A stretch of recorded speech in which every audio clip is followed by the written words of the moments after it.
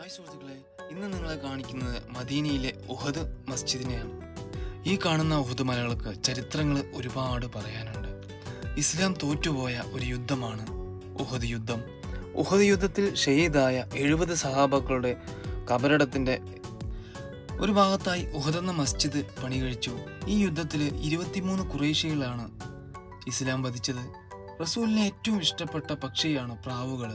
സൗദിയിലെ എല്ലാ മസ്ജിദുകളിലും ഒരുപാട് പ്രാവുകൾ കാണാൻ കഴിയും. ഇതാണ് യുദ്ധത്തിൽ ഷഹീദായ അവരുടെ കബറിടങ്ങൾ. ഈ മസ്ജിദിനോട് ചേർന്ന് കിടക്കുന്ന മല, ചെറിയൊരു മല, ഉഹദ് മല. തൊട്ടപ്പുറത്തായിട്ട് നീണ്ടു കിടക്കുന്ന മലനിരകളുമുണ്ട്. ഇത് ഉഹദ് മസ്ജിദിന്റെ അകമാണ്.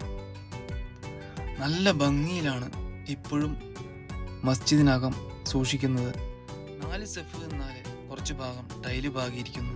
സുഹൃത്തുക്കളെ, സൗദിയിലെ കാഴ്ചകൾക്കായിട്ട് എൻ്റെ ചാനൽ സബ്സ്ക്രൈബ്